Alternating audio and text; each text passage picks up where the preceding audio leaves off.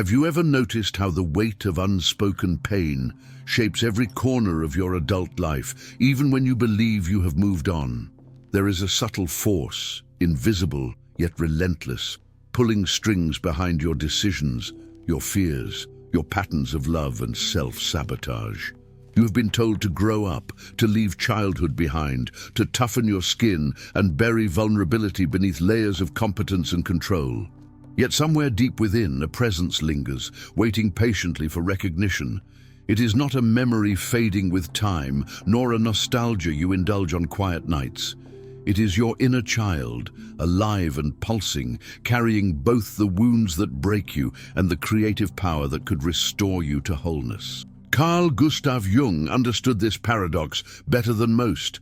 The child you once were never truly leaves, and ignoring that child is not maturity, but a kind of self-betrayal that fractures your entire existence. What if healing your life does not require fixing what is broken outside, but gently holding what has been abandoned inside? What if the path to wholeness is not about transcending your past, but about finally turning toward it with open arms? Before we dive deeper into this transformative journey, I want to invite you to subscribe to this channel and activate notifications so you do not miss the upcoming videos in this series on Jungian depth psychology, self-discovery, and the integration of the unconscious.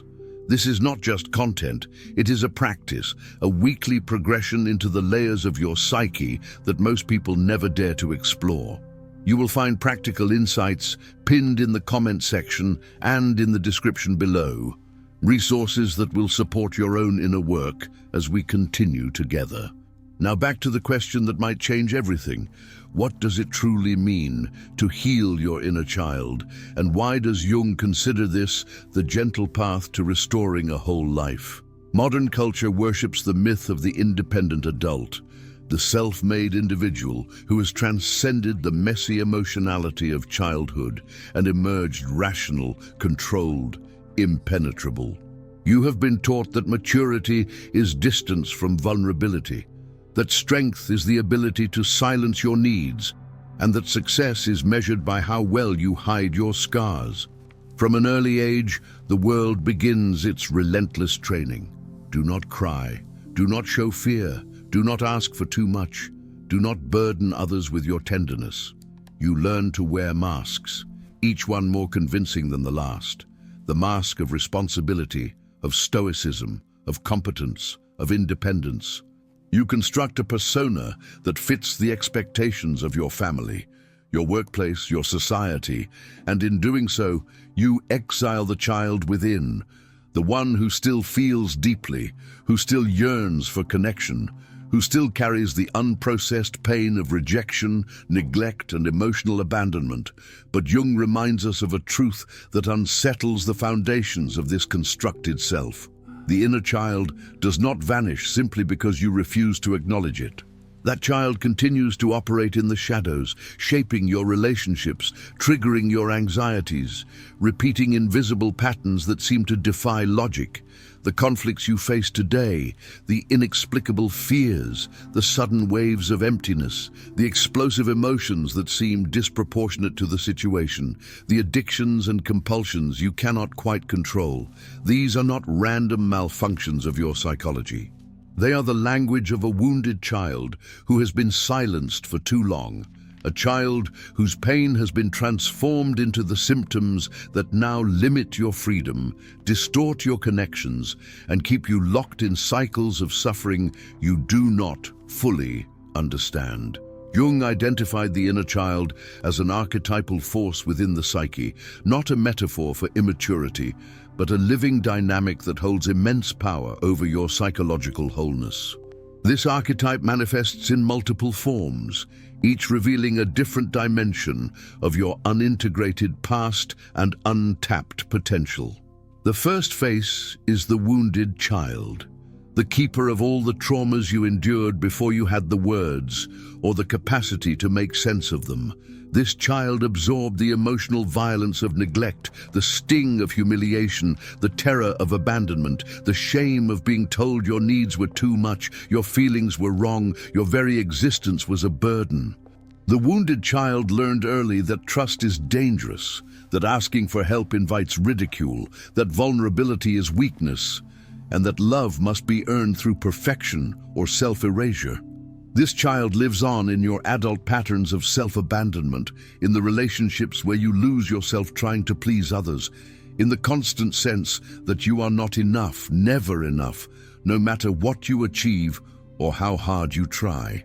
Every criticism you receive reactivates the old wound. Every conflict awakens the primal fear of being unloved and unworthy, and every rejection confirms the belief that you are fundamentally defective. The wounded child does not heal through time alone. It festers in the darkness of your unconscious, shaping your life from the shadows until you finally turn toward it with compassion.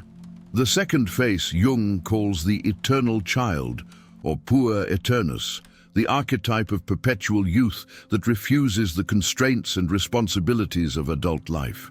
This is not simple immaturity or laziness. It is a psychological dynamic where the vital energy of childhood, the spontaneity, the wonder, the hunger for novelty and freedom, has not been integrated into a mature form. The eternal child seeks constant stimulation, immediate gratification, endless possibilities without commitment. It rebels against routine, flees from anything that feels like a cage, resists the discipline required for sustained creative or relational depth. In adult life, this manifests as chronic procrastination, unstable relationships, an inability to tolerate frustration or boredom, a pattern of starting projects with enthusiasm only to abandon them when the work becomes difficult. The eternal child is terrified of being trapped, of losing its aliveness to the deadening monotony of conventional adulthood. Yet without integration, this energy becomes a source of chaos and stagnation rather than genuine creativity. The person remains in a state of potential that never actualizes, always dreaming but never building, always seeking but never finding, because the very act of choosing one path means renouncing the infinite possibilities that the eternal child clings to as its only sense of freedom. The third face is the divine child, the source of your deepest creative, spiritual, and intuitive capacities. This is the aspect of the inner child that carries the numinous, the sense of wonder and enchantment, the ability to perceive the sacred in the ordinary, to connect with mystery, to feel the aliveness of existence without the filters of cynicism or rationalization. The divine child is your original wholeness, the part of you that existed before the world taught you to fragment yourself, before you learned to distrust your instincts, before you buried your gifts beneath layers of adaptation and survival. When the wounded child dominates and the eternal child is left unintegrated, the divine child becomes inaccessible, locked away behind walls of pain and defense. The adult who has lost contact with the divine child lives without true creativity, without a sense of meaning or purpose, without access to the spiritual dimension of life. Everything becomes functional, transactional, empty. The world loses its color, its depth, its magic. This is not a metaphorical loss. It is a lived experience of existential flatness, where you move through life competently, but feel fundamentally disconnected from your own soul. These three faces of the inner child are not static images, but living forces within your psyche, constantly influencing your thoughts, emotions, and behaviors, whether you are conscious of them or not. Jung does not suggest that you should regress into childishness or indulge every immature impulse. He's pointing to something far more profound, the necessity of recognizing, honoring, and integrating these archetypal energies so that they can transform from sources of unconscious suffering into wellsprings of wholeness and vitality. The path of healing begins not with forgetting or transcending your childhood, but with a radical act of internal recognition. You must learn to turn toward the child within, to create space for its presence, to listen to its pain without judgment or dismissal. This is what Jung calls the development of the inner parental ego, the capacity to become, for yourself, the compassionate, attuned, protective presence that may have been absent or inadequate in your actual childhood. You learn to hold yourself the way a loving parent holds a frightened child, offering safety, validation, and unconditional acceptance. You learn to speak to yourself with gentleness instead of harsh criticism, to protect your emotional boundaries instead of abandoning yourself to please others, to honor your needs without shame. This is not self-indulgence, it is the psychological work of reparenting, the deliberate cultivation of an internal relationship that heals the foundational wounds and restores the capacity for secure, authentic living. The practice of holding your inner child is deceptively simple, yet profoundly transformative. It requires that you stop running from your emotions, stop numbing your pain with distractions or substances, stop projecting your unmet needs onto others in desperate attempts to fill the void inside. Instead, you pause, you feel, you acknowledge. When sadness arises, you do not push it away. You sit with it, you let it speak, you ask what it needs. When fear grips you, you do not shame yourself for weakness. You offer reassurance. You remind yourself that you are safe now, that the danger is past, that you have the resources to navigate this moment. When anger flares, you do not suppress it or explode outward. You listen to the boundary that has been violated, the need that has been ignored, the part of you that is demanding respect and protection. This internal dialogue, this ongoing conversation between your adult self and your inner child, becomes the foundation of emotional regulation, self-compassion, and psychological integration. You are no longer at the mercy of reactive patterns. You have created an inner sanctuary where all parts of you can coexist without conflict or exile. This is what Jung calls reparenting, a term that has been misunderstood as endless self-pity or wallowing in victimhood. Nothing could be further from the truth. Reparenting is not about blaming your parents or dwelling obsessively on past hurts. It is about taking radical responsibility for your own healing by providing, day after day, the emotional nourishment that your psyche requires to function with integrity and wholeness. It is about rebuilding, from the inside out, a secure internal attachment so that you are no longer dependent on external validation, no longer desperate for others to fill the emptiness, no longer repeating the patterns of abandonment that were imprinted in your early years. You learn to set boundaries with behaviors that arise from the wounded child, the self-destructive impulses, the codependent tendencies, the ways you betray yourself to avoid conflict or rejection. You learn to give structure and direction to the eternal child, channeling its creative energy into sustained projects and commitments without crushing its vitality. You learn to honor the divine child by creating space for play, for beauty, for spiritual practice, for moments of wonder and connection that feed your soul. This is not a quick fix or a single breakthrough. It is a daily practice, a gradual restoration of wholeness that unfolds over time as you commit to being present with yourself in a way you may never have experienced before. Time does not heal what is ignored. This is one of the most important truths Jung offers.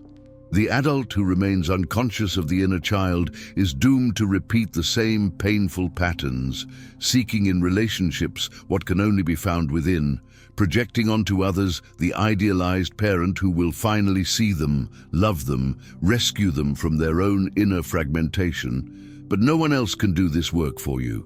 No partner, no therapist, no spiritual teacher can reach inside and hold the wounded child that only you have access to. They can support you, guide you, witness you, but the healing itself must come from your own willingness to turn inward with compassion and courage. When you finally do this, when you stop waiting for someone else to fix you and instead become the loving presence your inner child has been longing for, everything begins to shift. The void that seemed bottomless starts to fill from within. The wounded child, finally heard and held, begins to relax its grip on your nervous system. The eternal child finds a mature container for its energy and starts to contribute creativity and joy instead of chaos and avoidance. The divine child emerges, bringing with it a renewed sense of meaning, purpose, and connection to the numinous dimension of life. You begin to live not from a place of lack and desperation, but from a sense of inner fullness that does not depend on external circumstances. The transformation is not dramatic in the way popular culture imagines healing to be. There is no single moment of catharsis that erases all pain.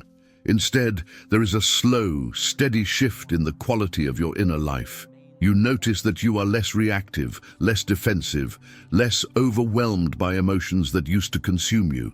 You find that you can tolerate discomfort without immediately reaching for a distraction or an escape. You discover that you can be alone without feeling abandoned, that you can be vulnerable without feeling endangered, that you can set boundaries without guilt or fear of rejection. Your relationships begin to change because you are no longer seeking from others what you can now provide for yourself. You attract different kinds of people who are also doing their own inner work, who can meet you with authenticity and respect rather than enmeshment or exploitation. Your creativity returns not as a forced effort, but as a natural overflow of a psyche that is no longer consumed by the task of managing unprocessed pain. You feel lighter, more present, more capable of experiencing joy without the constant undercurrent of dread or emptiness. This is what Jung means by individuation, the process of becoming whole, of integrating all the fragmented parts of yourself into a coherent, authentic self that is no longer at war with its own existence. What makes this path gentle is not that it avoids pain, but that it approaches pain with tenderness rather than violence. You are not trying to conquer your inner child, to discipline it into submission, to shame it into silence. You are learning to embrace it, to welcome it back from exile, to give it a place of honor in your psyche. This is a radical departure from the cultural narrative that equates healing with toughening up, getting over it, moving on. Jung understood that true healing happens not through repression or denial, but through conscious integration. The parts of yourself that you have rejected, the emotions you have deemed unacceptable, the needs you have labeled as weakness, these are not obstacles to your wholeness. They are the very material from which wholeness is constructed. When you stop fighting against yourself, when you stop trying to be someone other than who you are, when you allow the wounded, eternal, and divine aspects of your inner child to coexist in dialogue with your adult awareness, you create an internal harmony that radiates outward into every dimension of your life. You become capable of genuine intimacy because you are no longer defending against your own vulnerability. You become capable of sustained creative work because you are no longer sabotaging yourself with the unintegrated patterns of the eternal child. You become capable of spiritual depth because the divine child is free to connect with the mystery and meaning that transcend the ego's narrow concerns. There is a question Jung poses that cuts through all the complexity. Who are you when you are not performing, not defending, not hiding? Who are you when the masks fall away and you stand in the presence of your own inner truth? For most people, this is a terrifying question because it requires facing the parts of yourself you have spent a lifetime avoiding. But it is also the question that opens the door to liberation. When you can meet your inner child without shame, when you can hold the pain without collapsing into it, when you can acknowledge the wounds without identifying as a victim, you reclaim the power that has been locked in the unconscious. You are no longer driven by invisible forces you do not understand. You are no longer enslaved by patterns that seem beyond your control. You have become the author of your own inner life, capable of responding to experience with awareness and intention rather than reacting from old programming. This is freedom, not as an abstract ideal, but as a lived reality, a day-to-day experience of being at home in your own skin, of trusting yourself to navigate whatever arises, of knowing that you have the inner resources to meet life without armoring or numbing or pretending. The journey of healing your inner child is not a solitary one, even though the work itself must be done within your own psyche. When you share your process with others, when you speak openly about your struggles and your discoveries, you create what Jung called the collective healing, a field of shared humanity where others feel permission to do their own inner work. Your vulnerability becomes an invitation for others to explore their own wounds, to question their own patterns, to consider that perhaps they too have been running from a child within who simply needs to be seen and held. This is why storytelling, why community, why authentic connection matters so much in the process of psychological healing. You are not meant to carry this alone, even though no one else can do it for you. When you witness another person's journey, when you hear their pain and recognize your own, when you see someone else choosing courage and compassion over avoidance and denial, you are reminded that healing is possible, that you are not broken beyond repair, that the path exists and others have walked it before you. This sense of belonging, of being part of a larger human struggle toward wholeness, is itself a form of healing. It counters the isolation that the wounded child learned in those early years, the belief that you are alone in your pain, that no one could possibly understand, that you must hide your true self to be accepted.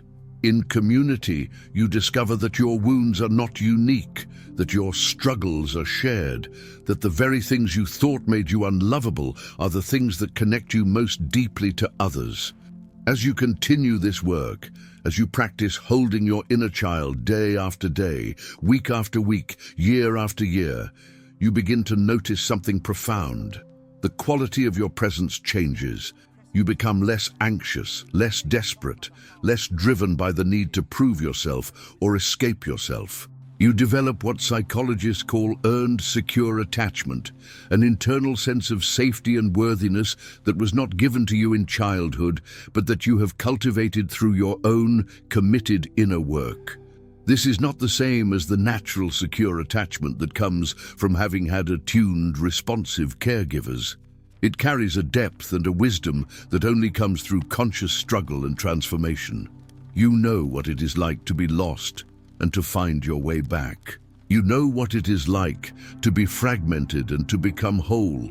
You know what it is like to abandon yourself and then to choose again and again to stay. This knowledge becomes a kind of inner authority, a quiet confidence that does not need external validation because it is rooted in the lived experience of your own capacity for self-healing and self-love. You become a person who can hold space for others because you have learned to hold space for yourself. You become a person who can offer compassion because you have learned to be compassionate with your own wounds.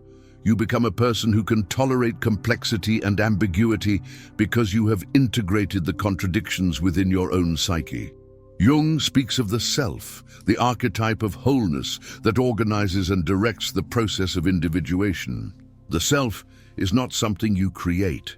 It is something you uncover, something that has always been there beneath the layers of trauma and adaptation and fragmentation. Healing your inner child is one of the primary pathways to accessing the self, because the inner child, particularly in its divine aspect, is a direct expression of your original wholeness. When you reconnect with that part of yourself, when you restore the inner child to its rightful place in your psyche, you are not regressing to a childlike state. You are integrating a vital source of energy, creativity, and spiritual connection that is essential for living a full and authentic life. The self begins to guide you not from external rules or societal expectations, but from an inner knowing that is uniquely yours. You start to make choices that align with your true nature rather than choices designed to win approval or avoid punishment. You start to pursue work, relationships, and experiences that feed your soul rather than depleting it. You start to live from the inside out, trusting your intuition, honoring your values, expressing your gifts without the constant interference of the wounded child's fear or the eternal child's restless avoidance. This is what it means to be whole. Not perfect, not free of pain, but integrated, coherent, alive in a way that feels true from the core of your being. There is a paradox at the heart of this work. The more you hold your inner child, the more you become capable of genuine adulthood. This is counterintuitive in a culture that equates maturity with leaving childhood behind. But Jung understood that true maturity is not the repudiation of the child, but the integration of the child. The adult who has exiled the inner child is rigid, defended, disconnected from vitality and creativity. The adult who has embraced the inner child is flexible, open, capable of both deep feeling and clear thinking, able to access playfulness and seriousness, vulnerability and strength without losing balance. This is not regression, it is complexity, the ability to hold multiple dimensions of experience simultaneously without collapsing into one or the other. You can be responsible without being rigid, spontaneous without being chaotic, sensitive without being fragile, strong without being armored. This integration is the mark of psychological maturity, and it is only possible when you have done the work of healing the inner child, of bringing into consciousness what has been hidden in the shadow, of making peace with the parts of yourself that you once rejected or denied. So what does it look like, practically, to hold your inner child and heal your life? It begins with attention, with learning to notice when the wounded child is activated, when the eternal child is sabotaging your commitments, when the divine child is calling you towards something deeper and more meaningful. You develop an inner observer, a capacity to step back from your immediate reactions and ask, what is really happening here? What old wound is being triggered? What need is going unmet? What part of me is asking for attention? This kind of mindful self-inquiry is the foundation of the work. From there, you practice the specific skills of self-compassion, speaking kindly to yourself, validating your feelings, offering comfort when you're in pain, celebrating your successes without diminishment or cynicism. You practice setting boundaries, saying no when you need to, protecting your time and energy from demands that deplete you, choosing relationships that honor your worth rather than exploiting your insecurity. You practice self-care, not as indulgence, but as a form of reparenting, giving yourself the rest, nourishment, pleasure, and connection that your inner child needs to feel safe and valued. You practice creative expression, allowing the divine child to play, to explore, to make beauty or meaning without the pressure of productivity or perfection. You practice sitting with discomfort, tolerating the feelings that arise without immediately reaching for a distraction, trusting that you can hold your own pain without being destroyed by it. These practices are not complicated, but they require consistency and commitment. They require that you choose yourself again and again, even when it feels selfish or uncomfortable. Even when the old patterns are screaming at you to abandon yourself once more. The ultimate gift of this work is not happiness in the superficial sense, but a deep, abiding sense of wholeness. You come to know yourself in a way that is rare and precious, not the curated self you present to the world, but the full, unedited, messy, beautiful, contradictory self that includes the wounded, the eternal, and the divine. You develop a relationship with yourself that is intimate and enduring, a relationship that sustains you through the inevitable losses and challenges of life because you are no longer fundamentally alone. You carry within you a loving presence, a compassionate witness, a protective guardian, and these are not fantasies or illusions. They are real psychological capacities that you have cultivated through your own inner work. When external circumstances betray you, when relationships end, when plans fall apart, when the world disappoints, you have an inner home to return to, a place where you are always welcome, always seen, always held. This is the restoration of a whole life that Jung speaks of, not a life free of suffering, but a life where suffering does not destroy you because you have the inner resources to contain it, to learn from it, to let it transform you without losing your essential self. This is the gentle path. Gentle not because it is easy, but because it is rooted in kindness, in the radical act of treating yourself with the love and respect that every child deserves and that every adult must learn to give themselves. In the end, the question is not whether you will experience pain, loss, disappointment, or fear. These are inescapable dimensions of being human. The question is whether you will face them alone, abandoned by your own lack of self-compassion, or whether you will meet them with the inner parent who can hold you through anything. The question is whether you will continue to exile the parts of yourself that seem inconvenient or shameful, or whether you will welcome them home and discover the gifts they carry. The question is whether you will spend your life performing a version of adulthood that leaves you empty and exhausted, or whether you will risk the vulnerability of becoming whole. Jung's gentle path is not a promise of ease or perfection. It is an invitation to authenticity, to integration, to a life lived from the depths of your own being rather than the surface of social expectation. It is an invitation to hold your inner child, to heal not by forgetting but by remembering, not by transcending but by embracing, not by conquering but by loving. And in that act of holding, everything changes. The patterns that once seemed immovable begin to shift. The pain that once seemed unbearable becomes bearable. The emptiness that once seemed bottomless begins to fill. You become capable of living with an open heart, of loving without losing yourself, of creating without constant self-sabotage, of resting without guilt, of feeling without fear. You become, in the truest sense, whole.